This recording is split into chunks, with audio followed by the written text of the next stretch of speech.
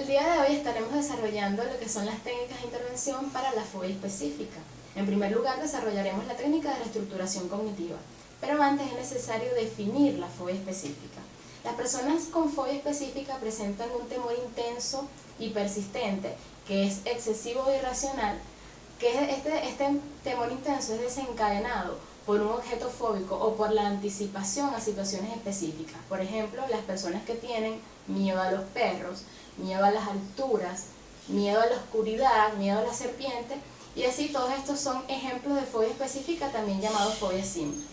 Cuando la persona está ante el estímulo fóbico o se anticipa a tal situación, se presenta lo que es una activación neurovegetativa, que está relacionada con la activación del sistema nervioso simpático. En este caso la persona experimenta taquicardia, experimenta dificultad para respirar, sudoración. Todos estos son activaciones que se dan, pero que es una respuesta fisiológica que las personas que sufren de fobia específica manifiestan que experimentan en ese momento. El modelo cognitivo de las fobias postula que la ansiedad fóbica está relacionada a lo que es la predisposición al procesamiento de información referente al peligro y la amenaza que implica determinado objeto o situación. Sí, es necesario resaltar que la reestructuración cognitiva no puede ser aplicada como una receta, sino que se debe realizar un análisis funcional específico, ya que se debe tener en cuenta las condiciones específicas asociadas con la anticipación de las consecuencias. Hay muchas personas que le tienen miedo a los perros, pero no todas las personas tienen los mismos pensamientos anticipatorios. Por eso se debe realizar el análisis funcional para poder determinar cuáles son esos pensamientos que se presentan ante el estímulo fóbico. Esta predisposición constituida por esquemas de peligro ante situaciones específicas puede desarrollarse a partir de experiencias traumáticas. También se puede desarrollar por el modelado social o miedos preparados filogenéticamente, es decir, pertenecientes a nuestra historia evolutiva. Estos miedos filogenéticos son los que fueron estudiados por Seligman, y tenemos el miedo a las serpientes. Está comprobado por experimentos realizados que este es un miedo que ha sido evolutivo, es decir, venimos arrastrando desde nuestros inicios, desde nuestros orígenes. El sistema cognitivo se relacionaría con una serie de distorsiones cognitivas. Para mencionar algunas, tenemos por ejemplo la visión catastrófica, en la cual la persona se anticipa a la ocurrencia de hechos amenazantes en una situación determinada sin tener evidencia de ello. Por ejemplo, las personas que tienen miedo a volar en un avión, llegan al aeropuerto y solamente con ver el avión empiezan a tener pensamientos anticipatorios como: el avión se va a caer, seguro se va a explotar, voy a morir cuando monte el avión. O las personas que tienen miedo a los perros, al ver un perro pueden empezar a pensar: este perro me va a matar, me va a morder, a empezar a sentir toda esa activación neurovegetativa que hablamos con anterioridad. O con solo pensar en ver a un perro, o sea, no precisamente debe estar el objeto presente, sino también pensar, anticiparse a la presencia de tal objeto o de tal situación. Tenemos también lo que es la sobregeneralización. El sujeto, a partir de una situación donde anticipa una amenaza, relaciona otras situaciones similares, donde la situación se podría dar, ¿sí? Sin tener evidencia de que esto puede ser así. Tenemos también la maximización y la minimización, en la cual el sujeto exagera los peligros y minimiza todas esas habilidades que puede tener para afrontar la situación. En este caso, una persona que de repente tenga miedo a las cucarachas, en lugar de pensar en que puede afrontar esa situación ante ese estímulo fóbico, ante la cucaracha, lo que hace es pensar: si veo una cucaracha no voy a poder soportarlo, voy a morir. Entonces maximiza el peligro ante la situación y minimiza las habilidades de afrontamiento que puede él ejecutar en ese momento. El objetivo de la reestructuración cognitiva es precisamente modificar estas cogniciones anticipatorias, estos pensamientos disfuncionales que están relacionados con la ansiedad fóbica que experimenta el sujeto. Entonces, el objetivo principal es modificar todos estos pensamientos para que esta ansiedad o este malestar disminuya. Las personas se nieguen a exponerse al objeto o a la situación fóbica, o incluso a discutir el motivo de su miedo. Por lo tanto, la presentación de una explicación del tratamiento de forma clara y convincente es esencial para la intervención con éxito en el caso de las fobias específicas. La primera sesión comienza con una breve discusión sobre la naturaleza de la ansiedad y el miedo del paciente, ¿sí? Se definen los parámetros de la fobia, las posibles causas y se discuten cómo se ayudará al paciente en el tratamiento de reestructuración cognitiva, cómo este tratamiento lo ayudará a superar dicha fobia. Incluso se le enfatiza al paciente que el miedo es una emoción normal y adaptativa y que la mayoría de las personas temen algo. Sí, todas las personas tenemos un temor a algo. Sin embargo, se enfatiza que son precisamente los pensamientos que la persona tiene ante el objeto lo que vamos a tratar en la sesión y lo que se va a modificar. También se hace mucho énfasis en que aunque los pacientes no recuerden, porque es muy difícil que ellos recuerden cómo comenzó este temor, se le tranquiliza señalando que no es necesario que recuerden cuándo esto comenzó, o la causa inicial, sino que el tratamiento se enfoca en los factores actuales que mantienen el temor.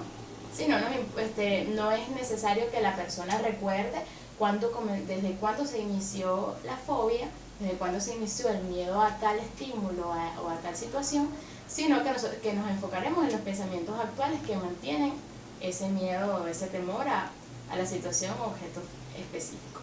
Luego se anima al paciente a que exprese su fobia en términos de sentimiento, conducta y pensamiento. En cuanto a los sentimientos experimentados durante la exposición, el paciente debe indicar la intensidad y la naturaleza de esta reacción emocional. Sí, debe decir de repente del 1 al 10 cuán intenso es esta reacción emocional que el paciente tiene ante la situación o ante el estímulo fóbico. En cuanto a los síntomas, se genera una lista de síntomas. Conjuntamente con el paciente en la sesión generamos una lista de síntomas que el paciente experimenta ante el estímulo fóbico o con la anticipación a dicho estímulo. Entonces el paciente de repente indica que siente taquicardia, que siente escalofrío, dificultad para respirar, sudoración y toda esta activación neurovegetativa que puede experimentar el paciente en esta situación. Los pacientes deben examinar también las predicciones o anticipaciones, las expectativas y los pensamientos específicos que ayudan a mantener su miedo. En este caso, estos pensamientos también son debatidos con el método socrático, en el cual se buscan las evidencias existentes de dichos pensamientos, ¿sí? Y se intenta dar a entender al paciente que realmente el pensamiento que está teniendo no hay evidencias suficientes para que lo mantenga. Entonces de esta forma también se busca ir modificando esos pensamientos mediante este método socrático. Posteriormente el terapeuta también le pide al paciente que identifique las conductas asociadas con el objeto fóbico o la situación específica. ¿Sí? Esto se hace con lo que también llamamos un registro anecdótico, en el cual el paciente debe narrar. Siempre se le dice al paciente que debe narrarlo como si estuviera narrando una película, en la cual va a expresar la respuesta fisiológica que presenta, los pensamientos que presenta ante la situación y la conducta. ¿Sí? En la mayoría de los casos son conductas de evitación que el individuo manifiesta a fin de no estar ante el estímulo fóbico. Hay que resaltar que muchas personas con fobia confían en señales de seguridad cuando se enfrentan al objeto o a la situación fóbica. ¿Sí? Cuando hablo de señales de seguridad me refiero a estos estímulos que proporcionan una sensación de tranquilidad o de seguridad al paciente cuando están ante la situación fóbica o ante el objeto. Sí, en este caso podemos dar el ejemplo de las personas que tienen miedo a montarse en los ascensores y cuando están acompañados de algún amigo o familiar pueden realizarlo, ya que tendrán una ayuda en algún caso de emergencia. Finalmente, las personas con fobias específicas a menudo realizan conductas protectoras en exceso, como las conductas de comprobación. Tenemos el ejemplo de las personas que tienen fobia a las tormentas. Estas son personas que antes de salir de casa están continuamente buscando información del estado del tiempo. ¿Sí? Aunque la evitación, la distracción y el exceso de confianza en señales de seguridad y también otras conductas que el paciente pueda ejecutar para obtener tranquilidad y para obtener alivio, son eficaces a corto plazo, se le hace entender al paciente que a largo plazo estas conductas llegan a ser contraproducentes. Esto se da en primer lugar porque las conductas son reforzadas negativamente por el alivio o la tranquilidad que el individuo experimenta en esta situación, al evitar o escapar de ella, ¿sí? Haciendo más difícil que en un futuro éste pueda ser partícipe de dicha situación. En segundo lugar, porque la evitación impide que el individuo aprenda que esta situación no es peligrosa y que simplemente su anticipación o sus pensamientos ansiosos ante la situación pueden no ser reales. Luego se introduce la exposición sistemática a la situación fóbica como método principal a través del cual se va a tratar la fobia específica. Este método será desarrollado más adelante. ¿Sí? En este punto el paciente expresa ciertas dudas sobre si serán capaces de hacer frente a la situación o si la exposición va a poder ayudarles. Después de todo, un paciente que tiene, por ejemplo, miedo a las serpientes y ha sido expuesto en su vida cotidiana frecuentemente a una serpiente sin sentir ningún alivio, es normal que presente este tipo de dudas o preocupaciones. Sí, de hecho, la exposición en la vida cotidiana pudo haber aumentado ese temor. Por tal razón, también todas estas preocupaciones se abordan en una discusión sobre donde se le explica al paciente que la exposición a la que será expuesta no se compara con la exposición que tiene el paciente en la vida cotidiana ante el estímulo fóbico, pues aquí existe un control terapéutico y es algo un poco más experimental y un poco más controlado. Por tal razón, todas estas preocupaciones y dudas que el paciente presenta se abordan en una discusión sobre cómo la exposición terapéutica es diferente a todas las exposiciones que suelen ocurrir de forma natural en la vida cotidiana del paciente. Terapia de exposición. La exposición al estímulo fóbico o a la situación temida es uno de los componentes esenciales en el tratamiento con éxito de la fobia específica. Además, existen todas unas teorías que intentan explicar el proceso de reducción del miedo. Por una parte tenemos la teoría de la habituación, que explica los efectos terapéuticos de la desensibilización sistemática. La habituación es un proceso en el que la persona se familiariza con el objeto o con la situación durante cierto tiempo.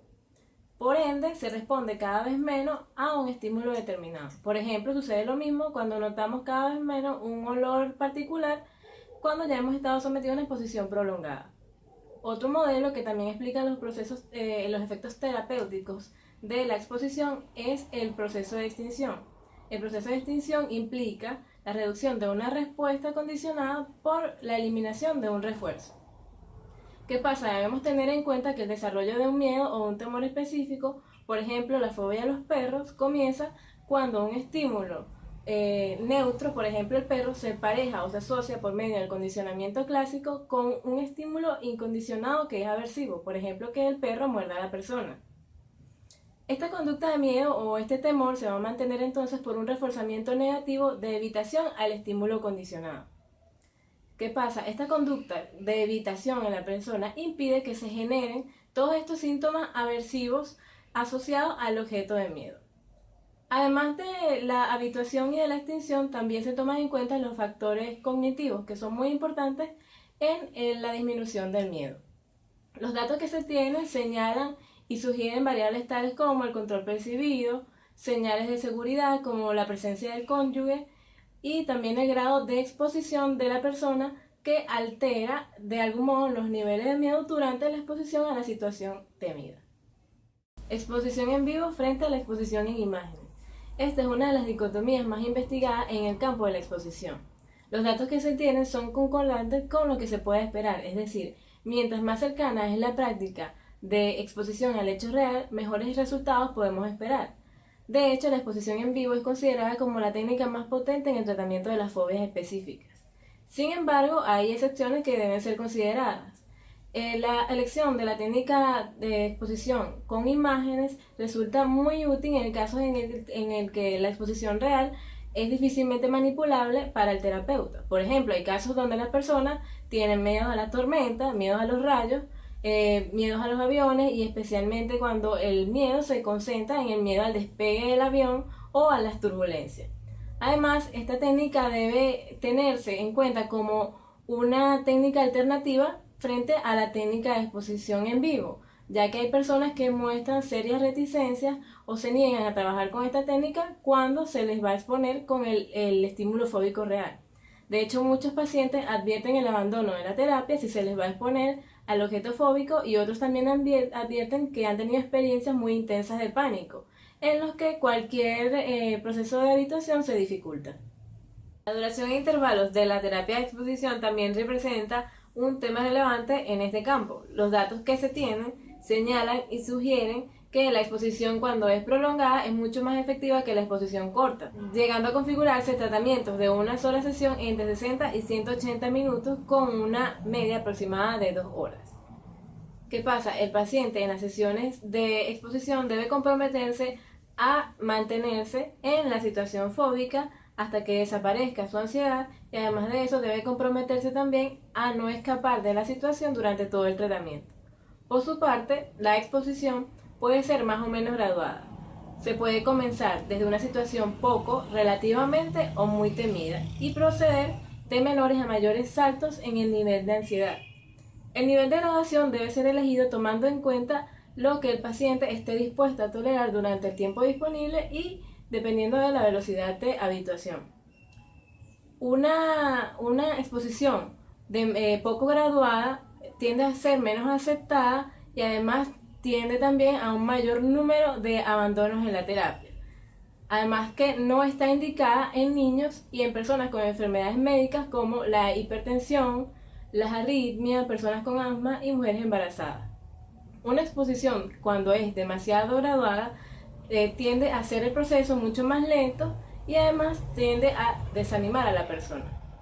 Los pasos de la exposición deben ser específicos y deben incluir todas aquellas situaciones temidas por la persona, o por lo menos una muestra representativa de la misma, siempre y cuando sean pertinentes y significativas para el paciente. Es decir, deben incluir aquellas situaciones de la vida real que la persona vaya a enfrentar, siempre y cuando estas situaciones no sean realmente peligrosas. La exposición debe ser llevada a cabo en diversidad de lugares y contextos y con diversos estímulos temidos. Es decir, por ejemplo, puede ser con diferentes razas de perros, con diferentes lugares cerrados o con diferentes enfermedades que extraen sangre, por ejemplo. Porque de algún modo esto va a facilitar la generalización y va a prevenir el retorno del miedo. Es normal y completamente útil sentir algo de ansiedad durante la exposición, así lo extraño sería no sentir ningún tipo de malestar. Sin embargo, la ansiedad no debe alcanzar un nivel tal que interfiera con el procesamiento emocional de las señales de miedo y con las señales de activación. Si se experimenta ansiedad anticipatoria en un grado suficiente como para que el paciente evite la práctica, entonces deben implementarse y utilizarse las estrategias de afrontamiento para reducir la ansiedad y posteriormente proceder a la práctica de exposición. Durante la exposición en vivo, la persona debe ser capaz de reconocer las sensaciones de ansiedad, pero no dejar de prestar atención a lo que conlleva la práctica de exposición que está realizando en ese momento. La persona debe ser capaz de reconocer estos síntomas de ansiedad, pero no rumiar sobre ellos ni asociarlos a pensamientos catastróficos, porque la idea es que pueda implementar las estrategias de afrontamiento. Si en una situación el cliente no experimenta suficiente ansiedad, debe cambiar las condiciones de esta situación o cambiar la situación por completo. Practicar sin sentir ningún tipo de ansiedad resulta bastante inútil porque la idea es aprender a hacerle frente. Se recomienda que siempre que se realice una exposición prolongada, la persona no pueda escapar de la situación. Sin embargo, puede permitirse la posibilidad de ceder a un escape temporal, es decir, con un retorno lo más pronto que se pueda. Esto normalmente se realiza cuando las personas presentan una ansiedad excesiva o cuando las ayudas y las estrategias pertinentes no funcionan. Algunos clínicos consideran que si es posible la persona practique por sí solo la exposición como un tipo de autoexposición en vivo. Sin embargo, hay excepciones que se pueden considerar en los momentos en que las personas están bloqueadas o difícilmente pueden iniciar la actividad. Se recomienda que esté asistido por un terapeuta o por un compañero que puede ser un familiar o puede ser un amigo, de modo que se induzcan experiencias de éxito en la persona. Finalmente, la persona debe tratar de completar por lo menos 2 prácticas por sí solo de una misma situación. Por otro lado, los datos que se tienen señalan que por lo menos en el caso de las fobias animales y en el caso de la fobia a las alturas, es mucho más efectivo la exposición asistida por el terapeuta que la autoexposición en vivo. También se recomienda que el terapeuta pueda asistir al paciente antes o después de la autoexposición en vivo, de modo que se garantice que la persona se mantenga durante la exposición o durante la situación y se garantice también que la persona no abandone el tratamiento. Desde el punto de vista clínico, es recomendable que el terapeuta acompañe o asista al paciente en casos en los que se le dificulta al paciente iniciar la actividad, en casos de bloqueos durante algún momento del tratamiento o en casos en que la persona cumpla regularmente con el tratamiento pero no haya sido capaz de reducir el nivel de ansiedad.